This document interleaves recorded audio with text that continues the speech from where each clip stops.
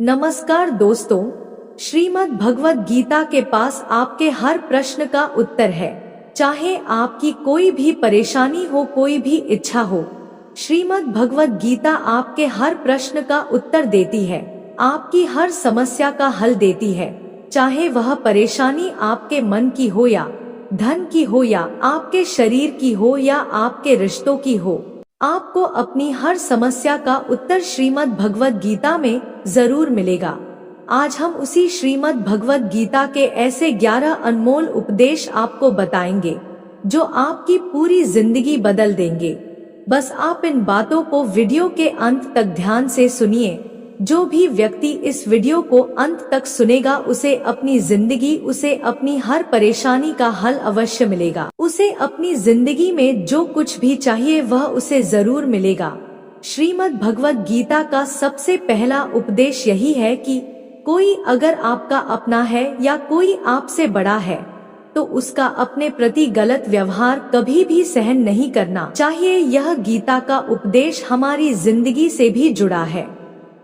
हम भी अपने मन की अधिकतर तकलीफों को यह सोचकर जिंदगी भर सहते रहते हैं कि यह तो मेरा अपना है, यह तो मेरा बड़ा है, इसको हम कैसे कुछ कह सकते हैं। हम अगर नहीं सहेंगे, कुछ कह देंगे तो हमारे रिश्ते ही खराब हो जाएंगे, हमारे रिश्ते ही समाप्त हो जाएंगे। पर सोचने की बात यह है कि उस व्यक्ति को आप अपना कैसे मान सकते हैं जो आपकी तकलीफों की वजह हो। अपना तो वह होता है जो हमारी तकलीफों को दूर कर दे।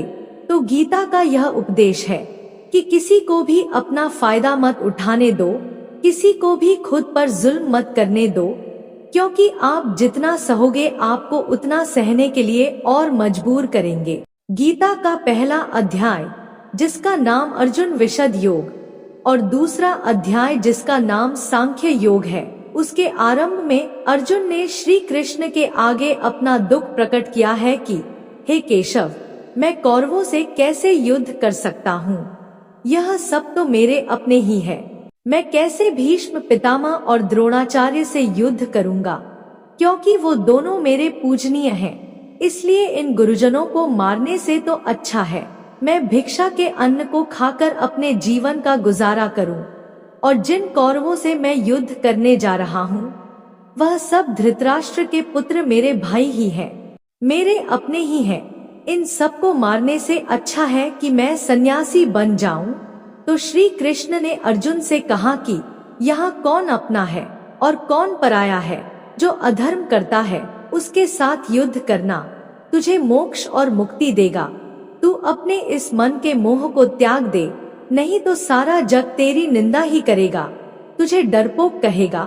बात अपने पराये की नहीं है, बात धर्म और अधर्म की है, बात सही और गलत की है। अगर तू गलत को सहेगा उसका अंत नहीं करेगा तो गलत करने वाले को और बल मिलेगा, वो और भी गलत करेगा। इसीलिए मन के मोह को त्याग करके तू युद्ध कर। महाभारत की एक और कहानी भी है। जब अर्जुन के पुत्र अभिमन्यु की युद्ध में मृत्यु हो जाती है तब अर्जुन बहुत दुखी होता है, रोने लगता है। वह श्री कृष्ण से कहने लगा कि मेरा पुत्र अभिमन्यु मर गया है, मैं यह दुख बिल्कुल भी सहन नहीं कर सकता, मैं भी अपने आप को समाप्त कर लूंगा। फिर भगवान श्री कृष्ण उसे आत्माओं के लोक में लेकर गए जहां अभिमन्यु आनंद से बैठा हुआ था। क्योंकि उसने क्षत्रियोचित व्यवहार किया इसलिए उसे उत्तम पद की प्राप्ति हुई। जब अर्जुन अभिमन्यु के पास रोते रोते पहुंचा, अपने पुत्र को देखकर अर्जुन बहुत प्रसन्न हुआ। उसे गले से लगाकर कहने लगा कि हे पुत्र, तेरे बिना तो मैं जी ही नहीं सकता, मैंने तो अपने जीवन की आशा का ही त्याग कर दिया है। तो अभिमन्यु कहने लगा कि आप कौन है? अर्जुन बोला, मैं तेरा पिता हूँ, तू मेरा पुत्र है अभिमन्यु। तो अभिमन्यु कहने लगा कि कौन पिता कौन पुत्र, मेरे हजारों जन्म हुए हैं, किसी जन्म में आप मेरे पिता बनते हैं और किसी जन्म में मैं आपका पिता बनता हूँ। आत्मा की ना कोई माता होता है ना कोई पिता होता है। जब अर्जुन ने देखा कि मेरा पुत्र मुझे पहचान भी नहीं रहा तो उसका सारा मोह खत्म हो गया। इसलिए गीता के इस उपदेश को ठीक से समझ लो कि यहाँ कोई अपना पराया नहीं है। जो बुरे वक्त में, तकलीफ के वक्त में हमारा साथ दे, सिर्फ वही हमारा अपना है, बाकी सब पराये हैं। गीता का दूसरा उपदेश यह है कि जो चला गया है कभी उसका दुख मत करो, और जो आने वाला है उसकी बिल्कुल भी चिंता मत करो। जब महाभारत का युद्ध चल रहा था तब अर्जुन ने श्री कृष्ण से कहा कि अगर यह युद्ध हुआ तो करोड़ों लोग मारे जाएंगे। जो सैनिक और योद्धा इस युद्ध में मारे जाएंगे, उनकी स्त्रियों का क्या होगा, समाज कैसे आगे बढ़ेगा। और भी बहुत सी बातें अर्जुन ने विस्तार से कही हैं। तो भगवान श्री कृष्ण बोले, हे अर्जुन, तू बड़ी बड़ी ज्ञानियों जैसी बातें करता है, लेकिन जो सच में ज्ञानी होता है वो जो लोग मर चुके हैं, जा चुके हैं या एक दिन जाने वाले हैं, उनकी चिंता नहीं करता है, उनका दुख नहीं करता है। तेरे हाथ में कुछ भी नहीं है, तू चाहकर भी कुछ कंट्रोल नहीं कर सकता। जीवन और मरण यह तो प्रकृति की नियति है। इसीलिए जो ज्ञानी होता है वह किसी के मरने पर भी रोता नहीं है। ज्ञानी जन ना ही बीते हुए कल का शोक करते हैं और ना ही आने वाले कल की चिंता करते हैं। इसीलिए जो होने वाला है वह होकर ही रहता है, और जो नहीं होने वाला है वह कभी नहीं होगा। ऐसा निश्चय जिसको समझ में आ जाता है, जिसकी बुद्धि में आ जाता है, उसे कभी कोई चिंता नहीं सताती, कोई दुख नहीं सताता। हमारे सारे दुखों का कारण ही यही है, या तो हम जो वक्त गुजर चुका है उसे सोच सोच कर परेशान होते रहते हैं, यहाँ भविष्य की चिंता कर करके खुद को बीमार कर देते हैं, नष्ट कर देते हैं। गीता का ज्ञान हमें यही सिखाता है कि ना तो हम बीता हुआ कल बदल सकते हैं और ना ही आने वाले कल पर कंट्रोल कर सकते हैं। हमारे हाथ में सिर्फ वर्तमान है, सिर्फ आज का ही पल है। हमारा 98% तनाव और चिंताएं भूतकाल और भविष्यकाल के बारे में सोचते रहने से होता है। हमेशा उसी में ही जीते रहते हैं, मगर वर्तमान में कभी नहीं जीते, इस पल को कभी नहीं जीते। जब आप वर्तमान का पूरा आनंद लेना सीख जाओगे, तभी आपकी जिंदगी से तनाव कम होगा, चिंताएं खत्म होगी। वर्तमान में जीना एक बहुत बड़ी उपलब्धि है। हमारे हाथ में भी सिर्फ आज का ही पल है। हमें जो भी करना है आज ही करना है। कभी भी यह सोचकर समय को नष्ट नहीं करना चाहिए कि अभी मेरे पास बहुत समय बचा है। एक गुरुजी ने अपने एक शिष्य को पारस का पत्थर दिया। उनका वह शिष्य बहुत आलसी था, हर काम को कल पे टाल देता था। तो गुरुजी ने उसे कहा कि मैं तुझे यह पारस पत्थर दे रहा हूँ। इस पारस पत्थर से जब तू लोहे को स्पर्श कराएगा तो वह लोहा स्वर्ण बन जाएगा, सोना बन जाएगा। और यह पारस पत्थर मैं तुझे 1 महीने के लिए दे रहा हूँ।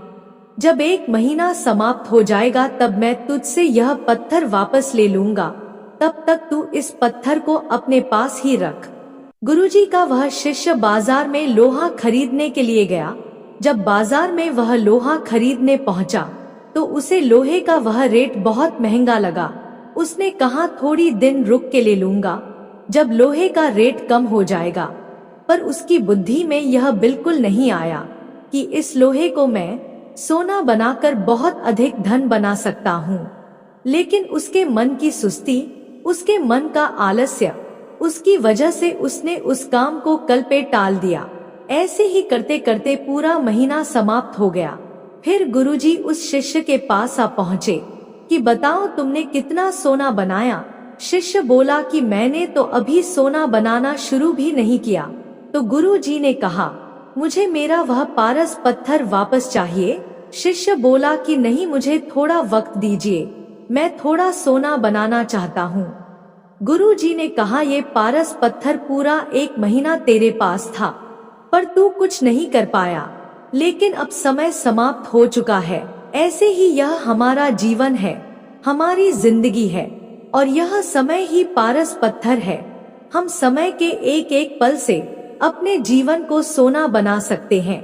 लेकिन हमें यह लगता है कि हमारे पास बहुत समय बचा है, एक दिन जिंदगी को जी लेंगे, एक दिन जिंदगी में खुश हो जाएंगे। लेकिन वह दिन कभी नहीं आता और हम जिंदगी भर भागते रहते हैं, चिंता करते रहते हैं, दुखी होते रहते हैं, लेकिन जिंदगी को जीना, खुश रहना हम भूल जाते हैं। इसलिए गीता का ज्ञान हमें यह सिखाता है कि आप आज में जीना सीखो, इस पल में जीना सीखो।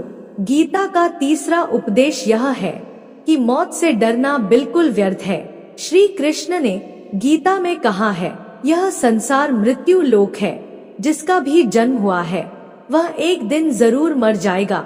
जिसका आरंभ हुआ है उसका अंत अवश्य होगा, हम इसे रोक नहीं सकते। जैसे हम रोज कपड़े बदलते हैं, वैसे ही हमारी आत्मा नया शरीर धारण करती है। मृत्यु सिर्फ इस जीवन का एक नया आरंभ है, इस जीवन का अंत नहीं है। आत्मा कभी नहीं मर सकती और ना ही उसे कोई मार सकता है, लेकिन मौत का डर मनुष्य को सबसे ज्यादा लगा रहता है। मौत का दुख भी इंसान को सबसे ज्यादा होता है। एक पेड़ में दो पक्षियों का जोड़ा रहता था। उन दोनों को एक दूसरे से बहुत प्रेम था। उन्होंने साथ जीने मरने की कस्में खाई थी। एक दिन वहां एक शिकारी आया और उसने एक तीर चलाकर वहां पेड़ पर बैठे मादा पक्षी को मार दिया। तो वो अकेला नर पक्षी रोने लगा कि मैं तुम्हारे बिना कैसे जी पाऊंगा। तुम्हारी जगह मेरी मृत्यु आ जाती, मेरा जीवन तुमको मिल जाता। वो रो रो के बहुत विलाप करने लगा। इतने में ही उस शिकारी ने दूसरा तीर चलाया और उस नर पक्षी को भी मार दिया। वास्तविकता में यह कहानी हमारी ही है। हम भी रोते रहते हैं जब कोई मरता है तो, लेकिन हमें यह नहीं पता कि एक ना एक दिन हमारा भी जीवन समाप्त हो जाएगा। हम भी उसी मृत्यु के पेड़ पर ही बैठे हैं, लेकिन शरीर का मिटना हमारा अंत नहीं है। श्री कृष्ण ने अर्जुन से कहा कि हे अर्जुन, तेरे और मेरे अनंत जन्म हुए हैं, तुझे कुछ भी याद नहीं है, लेकिन मुझे सब याद है। जो व्यक्ति इस सत्य को समझ ले कि मैं यहाँ इस संसार में कुछ समय के लिए आया हूँ, उसकी जिंदगी के सारे झगड़े, सारे दुख, सारी चिंताएं ही समाप्त हो जाएंगी। जब इस संसार से जाना ही है तो दुख किस बात का। पहले के जमाने में साधु महात्मा लोग पैदल यात्रा करते थे। यात्रा करते करते वह एक नगर में पहुँचे। वह महात्मा बहुत थक चुके थे। उस नगर में उन्होंने एक महल देखा और उन्होंने उस महल में जाकर विश्राम करने का सोचा और वह महल में जाकर सो गए। जब उस महल में वहां का राजा पहुंचा तो अपने पलंग पर उस महात्मा को सोता देखकर बहुत हैरान हो गया। राजा उस महात्मा से पूछने लगा कि तुम मेरे महल में कैसे घुस आए और मेरे बिस्तर पर सो रहे हो। महात्मा कहने लगा, यह तुम्हारा महल है, मुझे तो लगा यह धर्मशाला है। तो राजा ने कहा, आपको मेरा महल धर्मशाला कैसे लगा? तो महात्मा ने राजा से प्रश्न किया कि तुमसे पहले इस महल में कौन रहता था? तो वह राजा बोला कि मुझसे पहले मेरे पिता यहाँ पर रहते थे और उससे पहले मेरे दादाजी यहाँ पर रहते थे। तो महात्मा ने फिर प्रश्न किया कि क्या तुम इस महल में हमेशा रहोगे या तुम्हारे बाद कोई और रहेगा? तो राजा कहने लगा कि मेरे बाद मेरा पुत्र इस महल में रहेगा। तो महात्मा राजा से कहने लगे कि जिस जगह पर रहने वाले बार बार बदल जाते हो उसे घर कैसे कह सकते हो? वह तो धर्मशाला ही है। इसीलिए तेरे महल को धर्मशाला समझकर मैं इसमें रात बिताने के लिए आ गया। धर्मशाला जान जग को, जीव सब मेहमान है, मोह किससे मत करो, सब स्वप्न का सामान है। यदि हम भी इस बात को समझ ले कि हम यहाँ कुछ समय के लिए आए हैं, आनंद करने के लिए आए हैं, खुश रहने के लिए आए हैं, तो हमारे सारे दुख ही समाप्त हो जाएं। जब हम अपना मोह यहाँ जमा लेते हैं, अपना दावा यहाँ जमा लेते हैं कि यह मेरा है, इसे मैं छोड़ नहीं सकता, इसके बिना मैं जी नहीं सकता, तो हमारा जीवन दुखों से भर जाता है। इसलिए जीवन में मृत्यु का भय त्याग करके जीवन का प्रतिपल आनंद लेना चाहिए। गीता का चौथा उपदेश, मन और विचारों को कंट्रोल किए बिना जीवन में कभी शांति और सुकून मिलने वाला ही नहीं है। अर्जुन ने श्री कृष्ण से कहा कि मेरा मन सही गलत सब कुछ जानता है, फिर भी मेरे विचार और मेरा मन मुझसे कंट्रोल नहीं होता। मैं जो करना चाहता हूँ वह कर नहीं पाता हूँ, और जो नहीं करना चाहता हूँ वह मेरा मन मुझसे जबरदस्ती करवाता है। इसीलिए मैं बेचैन हो गया हूँ। मुझे शांति प्राप्त नहीं हो रही। तो श्री कृष्ण ने अर्जुन से कहा, उसके लिए तुझे अपने मन और विचारों से अलग होकर अपने मन और विचारों को सही दिशा में ले जाने की प्रैक्टिस करनी होगी, अभ्यास करना होगा। और यह एक दिन का काम नहीं है। जब तक तू अपने मन और विचारों की गुलामी का त्याग नहीं करता, तब तक तुझे जीवन में कभी शांति नहीं मिलेगी। एक राजा था, वह बहुत बेचैन और परेशान रहता था। एक दिन वह अपने गुरुजी के पास गया और उनसे कहने लगा कि मेरा मन बहुत बेचैन है, मैं बहुत परेशान हूँ। मैंने पूरे संसार को जीत लिया है, सब कुछ है मेरे पास, पर मैं खुश नहीं हूँ। मेरे मन में सुकून नहीं है, शांति नहीं है। तो गुरुजी ने राजा से कहा कि तुम्हारे नगर में अगर कोई ऐसा व्यक्ति है जिसने सुकून को प्राप्त कर लिया है, शांति को प्राप्त कर लिया है, तुम उसका एक बार कुर्ता पहन लो तो तुम्हारे जीवन में भी शांति आ जाएगी। राजा बहुत प्रसन्न हो गया कि यह तो बहुत आसान काम है। वह अपने राजमहल में आया और राजसभा में वह सबसे कहने लगा कि आप लोगों में से जो भी शांत हो चुका हो, जिसे सुकून मिल गया हो, वह अपना कुर्ता मुझे दे दे। वो बदले में जितना भी धन मांगेगा मैं उसे दे दूंगा। सब लोग एक दूसरे का मुंह देखने लगे। पैसों का लालच आया, लेकिन सबको एक दूसरे की सच्चाई पता थी, क्योंकि किसी की जिंदगी में भी शांति और सुकून नहीं था। सब अपना सर झुकाकर वहां पर खड़े हो गए। फिर उस राजा ने पूरे नगर में ढिंढोरा पीट दिया कि जिसे भी शांति प्राप्त हो चुकी हो, सुकून प्राप्त हो चुका हो, वो मेरे पास आकर अपना कुर्ता दे दे। वो जितना कहेगा उसे उतना ही धन दिया जाएगा। लेकिन एक भी व्यक्ति ऐसा नहीं मिला जिसे शांति प्राप्त हो चुकी हो। वास्तविकता में जब कोई मरता है तब हम कहते हैं कि वो फला व्यक्ति आज शांत हो गया। कभी किसी जिंदा इंसान के लिए नहीं सुना कि एक जीता जागता इंसान शांत हो गया है। राजा के सैनिक पूरे शहर में ढूंढते रहे। फिर उन्हें पेड़ के नीचे एक महात्मा तपस्या करता दिखा, जिसके चेहरे पर एक शांति थी, सुकून था। वो सैनिक उस महात्मा के पास आकर पूछने लगे कि क्या आपने शांति प्राप्त कर ली है, सुकून प्राप्त कर लिया है? महात्मा ने कहा, मैं पूरी तरह से शांत हूँ। तो सैनिक उसे राजा के पास ले आए। राजा ने उस महात्मा से प्रश्न किया कि क्या आपको शांति और सुकून प्राप्त हो चुके हैं? वह महात्मा कहने लगे, महाराज मैं पूरी तरह से शांत हूँ, मुझे कोई चिंता नहीं, मुझे किसी चीज की लालच नहीं, मुझे कोई इच्छा नहीं है। तो राजा भी बहुत प्रसन्न हो गए कि आखिर वह व्यक्ति मिल ही गया जिसे शांति की प्राप्ति हो चुकी है, इसे सुकून प्राप्त हो चुका है।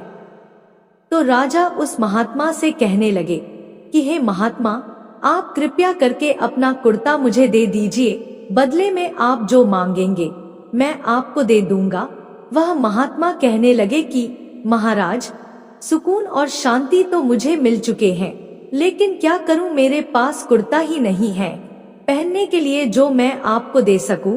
जब राजा ने उस महात्मा की यह बात सुनी कि इस महात्मा के पास कुर्ता भी नहीं है पहनने के लिए, उसके बाद भी ये महात्मा एकदम शांत है, इसके जीवन में सुकून है।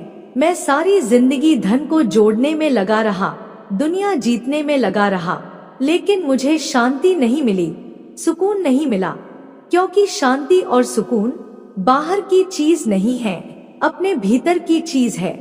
इसीलिए जब तक कोई व्यक्ति अपने मन और विचारों को कंट्रोल नहीं करता, तब तक उसके जीवन में सुकून और शांति नहीं आती। और गीता का उपदेश हमें यही सिखाता है कि जीवन में शांति चाहिए तो मन को शांत करना सीखो।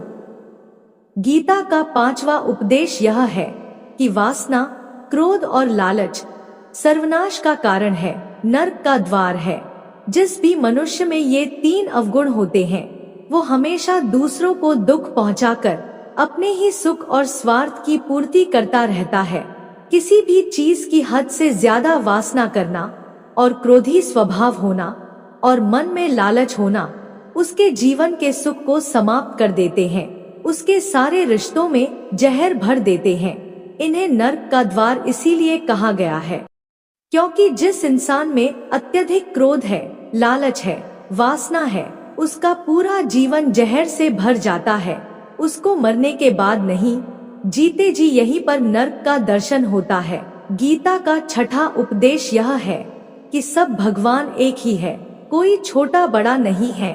सब एक परमब्रह्म परमात्मा के अलग अलग रूप और नाम है। श्री कृष्ण ने गीता के 10वां अध्याय विभूति योग में बताया है कि जितने भी जगत के देवी देवता हैं वो सब मेरी ही विभूति है। मैं ही शिव हूँ, मैं ही इंद्र हूँ, मैं ही यक्ष राज कुबेर भी हूँ, मैं ही अग्नि देव हूँ, देवताओं के गुरु बृहस्पति भी मैं हूँ, समुद्र भी मैं ही हूँ, अक्षरों में ओम भी मैं ही हूँ, काल का महाकाल भी मैं ही हूँ, सारे जगत का नाश, उत्पत्ति और पालन करने वाला भी मैं ही हूँ। श्री कृष्ण ने अर्जुन से कहा कि मेरी विभूतियों का कोई अंत नहीं है, इसलिए सब भगवान, सब नाम, सब देवता मेरे ही रूप है। इसीलिए तो किसी भी देव या ईश्वर में कभी भेद बुद्धि मत करना, कभी किसी को छोटा बड़ा मत समझना। और गीता का उपदेश हमें यह सिखाता है कभी भी किसी दूसरे के इष्ट को छोटा नहीं समझना चाहिए या इस बात पर झगड़े फसाद नहीं करने चाहिए कि कौन बड़ा है और कौन छोटा है। गीता का 7वां उपदेश यह है, सुख की इच्छा ही आखिर में हमारे दुखों का कारण बनती है। श्री कृष्ण ने अर्जुन से कहा कि मनुष्य जितना सुखों की लालसा और इच्छा करता है उतना ही उसकी इंद्रियां सुख भोग में आसक्त हो जाती है, उतना ही इंसान का मन संसार के सुख और आकर्षण का गुलाम बन जाता है। और जितना सुख के पीछे भागेगा उतना ही उसे दुख के अनुभव से भी गुजरना पड़ेगा, क्योंकि यह संसार का नियम ही है। जो चीजें शुरू में मन को बहुत आकर्षित करती हैं, बाद में बहुत दुख देती हैं, और जो चीजें शुरू में मुश्किल लगती हैं, कठिन लगती हैं, बाद में हमें बहुत काम आती हैं।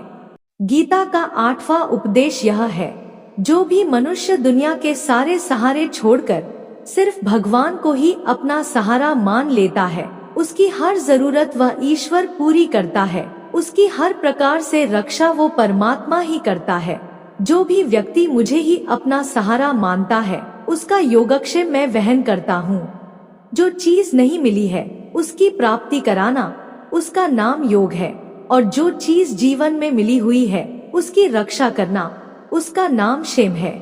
तो श्री कृष्ण कहते हैं, जो मुझ पर निर्भर हो जाते हैं उनको जो चाहिए वो मैं जरूर देता हूँ, और उनकी हर प्रकार से मैं रक्षा भी करता हूँ।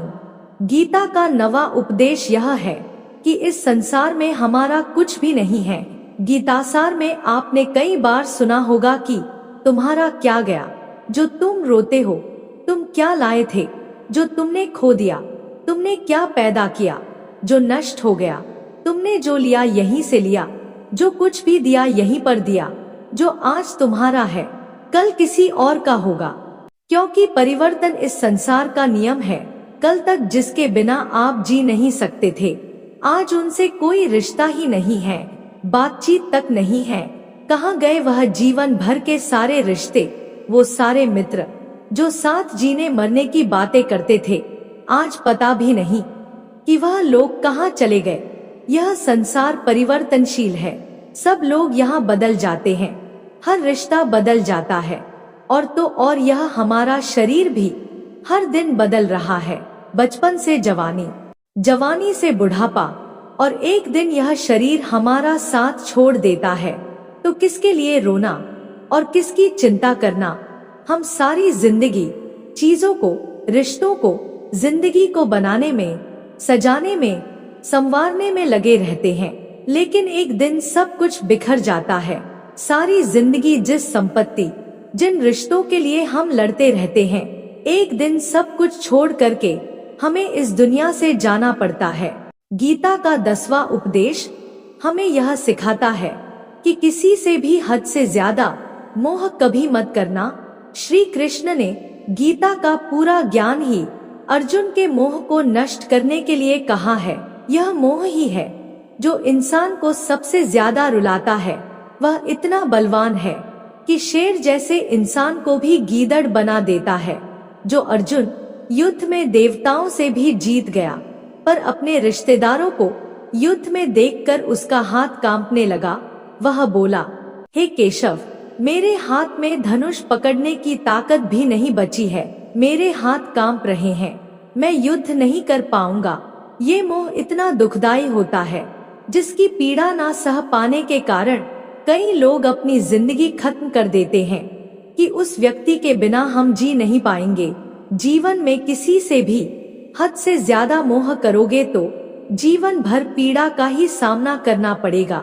जो व्यक्ति अपने मोह से बाहर नहीं आता, उसका सब कुछ उससे छिन जाता है, उसकी सारी खुशी खत्म हो जाती है।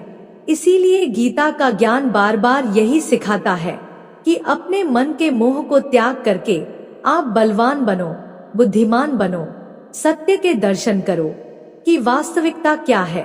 क्योंकि हमारा मोह हमें हमेशा झूठ ही दिखाता है, झूठ पर ही विश्वास दिलाता है और दिल में झूठी उम्मीदें जगाता है, और यही हमारे दुखों का सबसे बड़ा कारण है। हम ही मोह कर लेते हैं, हम ही लोगों से उम्मीदें लगा बैठते हैं, पर वास्तविकता बिल्कुल अलग होती है। लोग वैसे नहीं होते जैसे हम मान लेते हैं, जैसा हम समझ लेते हैं। क्योंकि मोह के कारण हमें सच्चाई नहीं दिख पाती, लोगों का असली चेहरा नहीं दिख पाता। इसीलिए गीता का उपदेश हमें यह सिखाता है, जीवन में अगर आनंद और प्रसन्नता से रहना है तो किसी में भी हद से ज्यादा मोह कभी मत करना। गीता का 11वां उपदेश यह है कि इस दुनिया में अगर आए हो तो दुख तो मिलेगा ही मिलेगा। दुख से कभी घबराना मत, दुख से कभी डरना मत। श्री कृष्ण ने गीता में कहा है कि यह संसार दुखों का घर है। जिसे औषधालय में औषधि मिलती है, पुस्तकालय में पुस्तकें मिलती है, चिकित्सालय में चिकित्सा होती है, वैसे इस संसार को भी श्री कृष्ण ने एक नाम दिया है, दुखालय। जहाँ पर दुख मिलता हो, दुख तो यहाँ हर किसी के जीवन में आता ही है, लेकिन अगर दुख आया है तो सुख भी आएगा। इसीलिए दुख से कभी डरना नहीं चाहिए, क्योंकि यह संसार दुखालय भी है और अशाश्वत भी है। अशाश्वत का मतलब यही होता है कि यहाँ परमानेंट कुछ भी नहीं है, यहाँ सब कुछ बदल जाता है। सुख दुख में बदल जाता है और दुख सुख में बदल जाता है। सम्मान अपमान में और अपमान सम्मान में बदल जाता है। खुशी दर्द में और दर्द खुशी में कभी भी बदल जाती है। जीत हार में और हार जीत में, यहाँ कभी भी कुछ भी बदल सकता है। कुछ भी परमानेंट नहीं है, ना ही हम परमानेंट हैं, ना ही हमसे जुड़ी कोई चीज यहाँ पर परमानेंट है, क्योंकि यह संसार अशाश्वत है, शाश्वत नहीं है। यहाँ सब कुछ बदलने वाला है, यहाँ कुछ भी परमानेंट नहीं रहेगा, तो आपका दुख भी परमानेंट नहीं रहेगा। इसलिए दुख से कभी भी डरना नहीं चाहिए। गीता का यह उपदेश हजारों साल पुराना है, लेकिन आज भी नए से नया है। पूरे विश्व में गीता को सबसे ज्यादा पढ़ा गया है और सबसे कम समझा गया है। श्रीमद् भगवद गीता के यह उपदेश अगर कोई व्यक्ति ठीक से समझ ले और उसे अपनी जिंदगी में उतार ले, तो यह पक्की बात है, वो अपनी जिंदगी में जो चाहे वह हासिल कर सकता है। अपने जीवन की हर समस्या से वह एक पल में बाहर आ सकता है। श्रीमद् भगवद गीता के इस दिव्य उपदेश को हमें बार बार सुनना चाहिए, हर रोज सुनना चाहिए। जब भी जीवन में कोई चिंता या परेशानी आए तो एक बार इस उपदेश को जरूर सुन लेना और मन में यह विश्वास रखना कि गीता का यह उपदेश आपकी जिंदगी की हर परेशानी में आपको राह अवश्य दिखाएगा। दोस्तों, श्रीमद् भगवद गीता सुनकर आपको अवश्य अच्छा लगा होगा। हमें कमेंट करके जरूर बताएं। कमेंट बॉक्स में जय श्री कृष्णा लिखना ना भूलें। वीडियो को लाइक शेयर सब्सक्राइब करके बेल आइकन जरूर ऑन कर लीजिए, जिससे नई वीडियो की नोटिफिकेशन आपको मिल सके। बोलो जय श्री कृष्ण की।